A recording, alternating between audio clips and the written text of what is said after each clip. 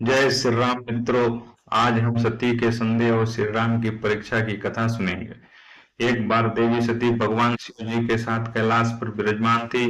उसी समय शिव जी श्री राम जी का गुणगान करने लगे। रामायण में चौपाई है कि राम कथा सस किरण समाना, समुद्र चकोर करहि जेहि पाना।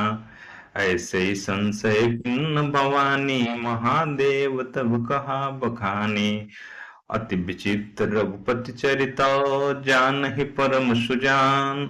जे मति मंद विमोह बसो, हृदय धरहि कछुआन। श्री रघुनाथ जी का चरित्र बड़ा ही विचित्र है। उससे पहुंचे हुए ज्ञानी जन ही जानते हैं। जो मंद बुद्धि है वह कुछ दूसरी बात ही समझ बैठते हैं। श्री राम साक्षात परब्रह्म परमात्मा है, जगत के आधार है। यह सुनकर सती के मन में विचार आया कि राम जी तो दशरथ के पुत्र है, वन में भटक रहे हैं, दुखी है। उनकी पत्नी सीता का हरण हो गया है, फिर ये परमात्मा कैसे हो सकते हैं। देवी सती के मन में संदेह उत्पन्न हो गया। त्रिकालदर्शी शिव जी सती के मन की बात जान ली। फिर शिव जी ने सती से कहा, जो दोहे में वर्णित है, जो तुम रे मन यति संदेह हो, तो किन जाई परीक्षा ले हूं। तब लग बैठे अहूँ बट छाही, जब लग तुम हूँ मोहि पाही। जो तुम्हारे मन में बहुत संदेह है, तो तुम जाकर परीक्षा क्यों नहीं ले लेती। जब तक तुम मेरे पास लौट आओगे, तब तक मैं इसी बट की छाह में बैठा हूँ, जिसके द्वारा तुम्हारा भ्रम दूर हो सके।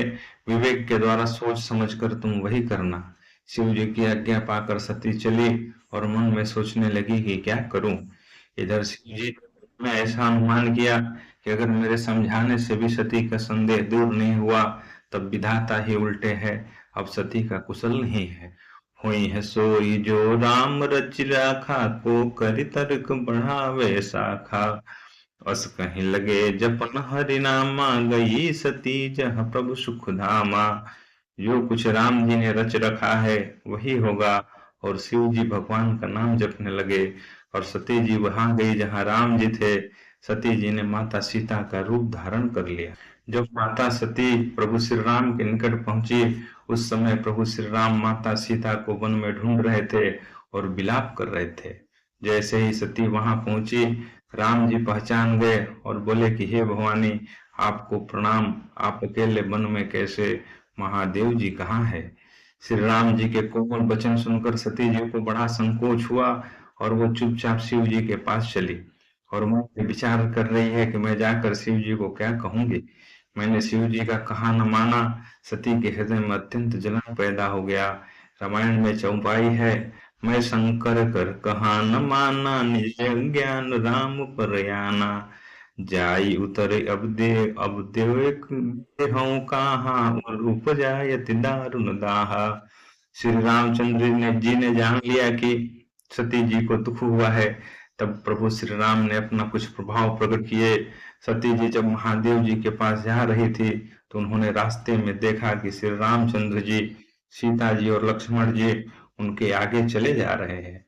पीछे को फिर कर देखा तो वहां भी भाई लक्ष्मण जी और सीता जी के साथ प्रभु श्री रामचंद्र जी सुंदर भेष में दिखाई दिए।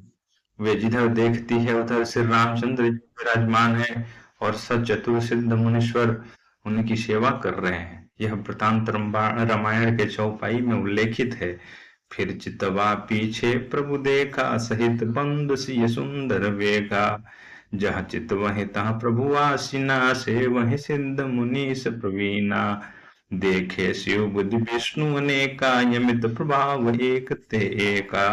बंदत चरण को करत प्रभु सेवा, विविध भेष देखे सब देवा। सती जी एक शिव, ब्रह्मा और विष्णु देखे, जो एक से बढ़कर एक प्रभाव वाले थे।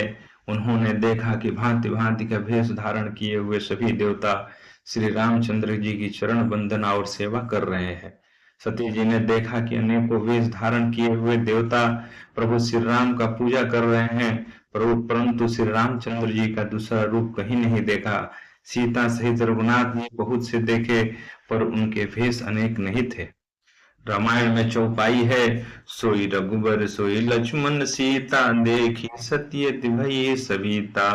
हृदय कंपतन सुध कछु नाही, नयन मोदि बैठे मगमाही। अर्थात वही रघुनाथ जी, वही लक्ष्मण जी और वही सीता जी, ऐसा देखकर वह बहुत डर गई। उनका हृदय कांपने लगा और देह की सारी सुध बुध जाती रही। वह आंखें बंद कर बैठ गई। फिर थोड़ी देर बाद आंख खोलकर देखा तो वहां दक्ष कुमारी को कुछ भी दिखाई नहीं पड़ा। तब वे श्री रामचंद्र जी के चरणों में सिर नवाकर वहां चली जहां श्री शिव जी थे। जब शिव जी के पास पहुंची तो शिव जी ने कहा कि आपने किस प्रकार परीक्षा ली, सारी बात सच सच कहो। सती जी कहती है कि सत्य समुची रघुवीर प्रभाव, भय बस शिव सन किन्न दुराऊ। कुशन परीक्षा लीन गोसाई, किन्न प्रणाम तुम्हारा हिनाई। सती जी ने श्री रघुनाथ जी के प्रभाव को समझकर डर के मारे शिव जी से छिपाव किया और कहा कि हे स्वामी, मैंने कुछ भी परीक्षा नहीं ली, वहां जाकर आपके ही तरफ प्रणाम किया। आपने जो कहा वो झूठ नहीं हो सकता, मेरे मन में पूरा विश्वास है। तब शिव जी ने ध्यान करके देखा और सती ने जो चरित्र किया था सब जान लिया। तब शिव जी कहते हैं, सती किन्न सीता कर वेसा, शिव उर भयो विषाद विषेका। जो अब करऊं सती सन प्रीति, मिटई भगत प्रभु पथ होई अनेति। सती जी ने सीता जी का वेश धारण किया, यह जानकर शिव जी के हृदय में बड़ा विषाद हुआ। उन्होंने सोचा कि यदि मैं अब सती से प्रीति करता हूँ तो भक्ति मार्ग लुप्त हो जाता है और बड़ा अन्याय होता है। सती परम पवित्र है, इसलिए इन्हें छोड़ते भी नहीं बनता और प्रेम करने में बड़ा पाप है। शिव जी प्रकट करके कुछ भी नहीं कहते हैं, परंतु उनके हृदय में बहुत संताप है। शिव जी प्रभु श्री राम का स्मरण करते ही उनके मन में यह आया कि सती के इस शरीर से अब मेरी पति पत्नी के रूप में भेंट नहीं हो सकता, और शिव जी ने अपने मन में संकल्प कर लिया। जैसे ही शिव जी ने संकल्प लिया, आकाशवाणी हुई कि हे प्रभु, आपके सिवा ऐसा कौन प्रतिज्ञा कर सकता है। इस आकाशवाणी को सुनकर सती जी के मन में बहुत चिंता हुई और उन्होंने शिव जी से पूछा, हे कृपालु, कहिए आपने कौन सी प्रतिज्ञा की है। बारंबार पूछने के पश्चात भीत पुरारी शिव जी ने कुछ न कहा।